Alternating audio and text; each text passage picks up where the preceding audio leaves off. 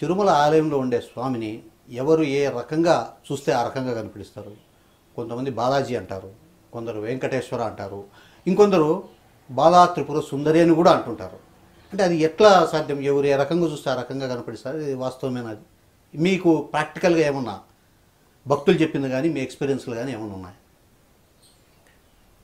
ఇప్పుడు స్వామివారి గర్భాలయంలో ఉన్న మూల విరాట్టును అర్చావతారం అంటారు ఆగమ భాషలో. అంటే స్వామివారు విగ్రహ రూపంగా వచ్చి నిలిచిన ఆ, దృశ్యం అది. శ్రీ మహావిష్ణువు శ్రీ మహావిష్ణువు ఆ విగ్రహం మాత్రమే కాదు,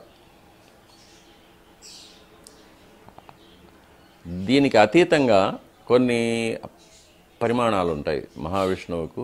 ఆగమం కానీ శాస్త్రం కానీ, ఆగమ శాస్త్రం కానీ, వేదం కానీ ఏం చెప్తుందంటే, ఈ సర్వ విశ్వానికి సృష్టికర్త అయిన భగవంతుడు నిర్గుణం, నిరాకారం, నిష్కలం అంటారు. ఆయనకు ఆకారం లేదు, గుణం లేదు, కళ లేదు, ఆయనకు పేరు లేదు, జన్మ లేదు. కాబట్టి అటువంటి భగవంతుడు పరవ్యూహ విభవ అంతర్యామి అనే పరిమాణాల్లో ఉన్నట్టుగా మనకు ఆగమ శాస్త్రం చెప్తుంది. ఇవన్నీ కూడా యోగులు తపశ్శక్తితో, యోగ సాధనతో, వాళ్ళ యొక్క ధ్యాన అవస్థలో స్వామివారిని అనుభవించగలిగిన పరిమాణాలు. వాటిని మామూలు మన చర్మచక్షువులతో చూడలేం. కానీ సామాన్య మానవులకు భగవంతుడు అనేది ఎట్లా ఉంటాడనేది చూపించడానికి స్వామివారే స్వయంగా అర్చావతార స్వరూపంగా వచ్చారన్నమాట. మహర్షులు దేవుణ్ణి సామాన్య మానవులకు చూపించాలనుకుంటే, వారు నమ్మాలనుకుంటే వాళ్లకు పరిచయమైన రూపంలో చూపించాలి. అందుకని మానవ రూపంలో, అదే సమయంలో మానవాతీతమైన శక్తులతో. మానవులకు 2 చేతులు ఉంటుంది, స్వామివారికి చతుర్భుజాలు పెట్టాము, స్వామివారికి శంఖచక్రాలు పెట్టాము, పీతాంబరాలు పెట్టాము, కిరీటాలు పెట్టాము. ఇవన్నీ ఒక మానవాతీతమైన, మనుషులకు ఒక అద్భుతాన్ని కలిగించే విధంగా స్వామివారిని సృష్టించి మహర్షులు మానవులకు అందజేశారు. ఇది అర్చావతారం అంటారు. కాబట్టి మనమైతే ఎలా నడుచుకుంటామో, మనం ఎలా చేసుకుంటామో అట్లాగే స్వామివారిని నిద్రలేపడం, స్వామివారికి దంతధావనం చేయడం, స్వామివారికి స్నానం చేయించడం, స్వామివారికి అలంకారం చేయించడం, స్వామివారికి నైవేద్యాలు పెట్టడం, స్వామివారికి పుష్పం సమర్పించడం, తరువాత చివరిగా స్వామివారిని నిద్రపుచ్చడం. ఇవన్నీ కూడా మానవ సహజమైన ప్రక్రియలు. ఇవన్నీ వాటితో స్వామివారిని ఆరాధించుకోవడం సామాన్య మానవులకి ఏర్పాటు చేసింది. అంటే దీన్ని సమూర్తార్చన అంటారు. ఈ సమూర్తార్చన అనేది నెక్స్ట్ అమూర్తార్చన, ఫామ్లెస్ వర్షిప్. ఈ సమూర్తార్చన అనేది ఫౌండేషన్ అన్నమాట. భగవంతుడు ఉన్నాడు అనే నమ్మకం కలిగించడానికి విగ్రహ రూపంగా తీసుకొచ్చారు స్వామివారిని.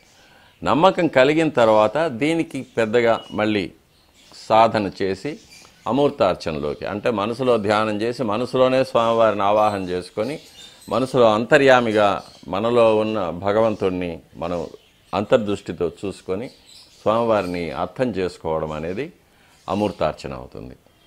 కాబట్టి ఇది వైఖానస ఆగమ శాస్త్రం తీసుకుంటే స్వామివారు మహావిష్ణువు అంటాము. మహావిష్ణువు అంటే అదొక పేరు కాదు, అదొక లక్షణం. భగవంతుడి యొక్క ఒక లక్షణం విష్ణు. అంటే విశ్వమంతా వ్యాపించి ఉన్న శక్తిని విష్ణు అంటారు. ఆ విష్ణు అనేది స్వామివారిని మనం పిలుస్తున్నాం, ఆయన లక్షణం. ఇప్పుడు కోటీశ్వరుడు అంటాము, ₹1,00,00,000 పెట్టుకున్న వాడిని కోటీశ్వరుడు అంటాం. అది వాడి పేరు కాదు, అది వాడి లక్షణం, వాడి గుణం. విద్యాపతి అంటాము, మహావిద్యలన్నీ ఉంచుకున్నవాడు విద్యాపతి. అట్లాగే మనకు పురాణాల్లో చూసుకుంటే పేర్లన్నీ కూడా ఆ మనిషి యొక్క లక్షణాలను చెప్పేది. కృష్ణ అంటే నల్లటివాడు కృష్ణ అని. అర్జున అంటే తెల్లగా, అర్జున వృక్షం అంటే కరక్కాయ చెట్టు తెల్లగా ఉంటుంది కాబట్టి తెల్లగా అర్జున వృక్షంలాగా ఉండేవాడు కాబట్టి అర్జునుడు అని పేరు. భీముడు అంటే భయంకరంగా ఉండేవాడు, అతి బలవంతుడు కాబట్టి భీముడు, ఇతరులకు భయం కలిగించేవాడు కాబట్టి భీముడు. అలాగే ఆగమ శాస్త్రంలో విశేషంగా చెప్పబడిన ఒక సత్యం ఏంటంటే, మూల విరాట్టు ఉదయం సమయంలో బాలావస్థలో ఉంటారు, మధ్యాహ్నం యవ్వనంలో ఉంటారు, సాయంకాలం వృద్ధాప్యంలో ఉంటారు అని, ఉదయం పూట స్వామివారిని దర్శనం చేసుకుంటే భక్తులకు ఒక దేహ కాంతి, శక్తి, మంచి విద్య అలవడుతుందని, మధ్యాహ్నం పూట దర్శనం చేసుకుంటే యవ్వనంలో కావలసిన పుష్టి, ఒక వర్చస్సు, మంచి నడవడిక కలుగుతుందని, రాత్రిపూట దర్శనం చేసుకుంటే భక్తులకు ఒక వైరాగ్యం, ఆధ్యాత్మిక చింతన, సద్బుద్ధి, సద్గతి అవన్నీ కలుగుతాయనేది ఆగమశాస్త్రంలో చెప్పబడిన సత్యాలు ఇవన్నీ. అలాగే స్వామివారికి కూడా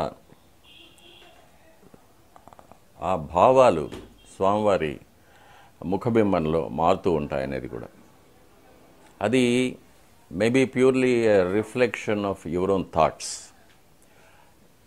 మన మనసులో ఉన్న భావాలే స్వామివారి ముఖం మీద కనిపిస్తాయనేది కూడా ఒక సత్యం. అది సొంత అనుభవం కూడా. చాలామంది భక్తులు కూడా అలాగే అనుకుంటారు.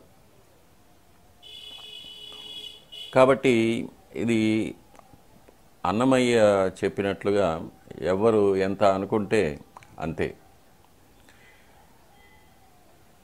స్వామివారి మాటల్లోనే స్వామివారు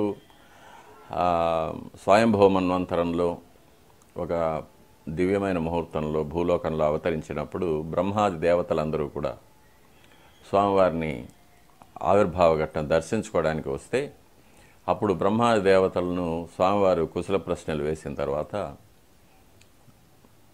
చతుర్ముఖ బ్రహ్మ అందరి తరఫున స్వామివారిని ప్రార్థన చేసుకుంటారు, మానవ కళ్యాణం జరిపించాలని.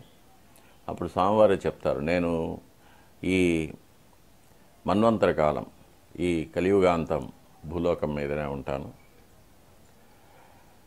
ఇక్కడ ఒక భ్రమను కలిగిస్తాను, ఆప్టికల్ ఇల్యూషన్, ఒక భ్రమను కల్పిస్తాను నేను.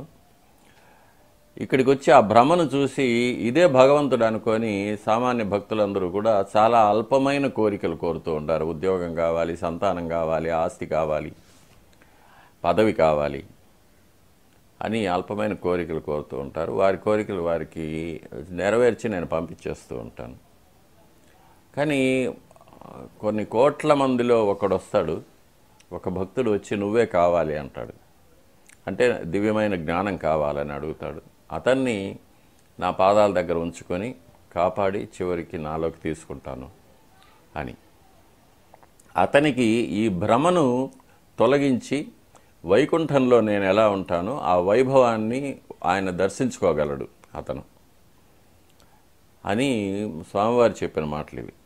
కాబట్టి అటువంటి మహాయోగులు ఎంతోమంది వచ్చారు, స్వామివారిని అనుభవించారు, స్వామివారిలో ఐక్యమైపోయిన వాళ్ళు చాలామంది ఉన్నారు.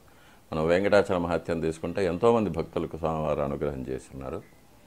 ఇక సామాన్యమైన భక్తులు అజ్ఞానంతో, అహంకారంతో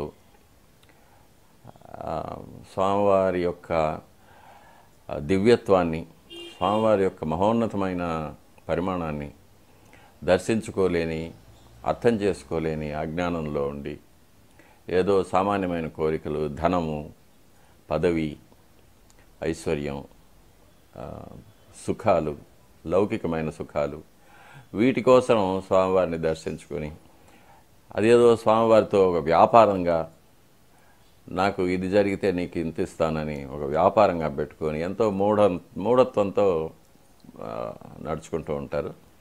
ఇవన్నీ కూడా స్వామివారు చూస్తూ నవ్వుకుంటూ ఉంటారు. అది వారి అజ్ఞానం.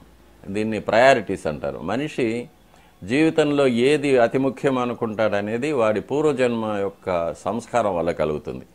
పూర్వజన్మలో తను చేసిన సాధన, తను పొందిన జ్ఞానం, దివ్యమైన జ్ఞానం, ఇవన్నీ కూడా వచ్చే జన్మకు కూడా వస్తాయి ఆత్మతో పాటు. దాని ప్రకారంగానే వాడు జీవితంలో ఎంచుకుంటాడు. నాకు ఇటువంటి ఉద్యోగం కావాలి, నాకు ధనమే ప్రధానం, పదవే ప్రధానం, ఆస్తులే ప్రధానం, లేక లౌకికమైన సుఖాలే ప్రధానం, ఇలా ఎంచుకుంటారు. కొంతమంది మహాయోగులు ఆ పూర్వజన్మ సంస్కారం వల్ల నాకు స్వామివారి దయ ఉంటే చాలు, ఇంక నాకేది అక్కర్లేదు, ఈ లౌకికమైన ఇవన్నీ కూడా ఈరోజు ఉండి రేపు పోయేవి. ఇవన్నీ సిరితా వచ్చిన వచ్చును నారికేళ సలిలము భంగిని. డబ్బులు వచ్చేది తెలీదు, పోయేది తెలీదు, అది శాశ్వతమేం కాదు. మొన్న మనం అమెరికాలోని ఒక అత్యంత ధనవంతుడైన ఒక పారిశ్రామికవేత్త స్టీవ్ జాబ్స్, తను ఒక విపరీతమైన వ్యాధి వల్ల హాస్పిటల్లో ఉండి చనిపోయాడు. చనిపోయేటప్పుడు అతను డైరీలో రాసుకున్న మాటలు చెప్తున్నాను. నాకు కొన్ని వేల కోట్ల ధనం ఉన్నా కూడా నన్ను కాపాడలేకపోయింది, నాకు ప్రాణదానం చేయలేకపోయింది, నాకు ఆరోగ్యం ఇవ్వలేకపోయింది. నేను జీవితం అంతా దానికోసం వెచ్చించాను, వ్యర్థం చేసుకున్నాను అని బాధపడుతూ రాసిన డైరీలో ఇప్పటికీ మనం చదవచ్చు. కాబట్టి మానవులు తన మనసులో ఏముందో దానికి తగినట్టుగానే స్వామివారు వారికి కనిపిస్తూ ఉంటారు. ధనం కావాలంటే భూషాణంలా కనిపిస్తారు, పదవి కావాలంటే పెద్ద రాజకీయ నాయకుల్లాగా కనిపిస్తాడు. అట్లాగా అదే అన్నమయ్య చెప్పాడు, ఎవరు ఎంత మాత్రం అనుకుంటే అంత మాత్రమే స్వామి అని.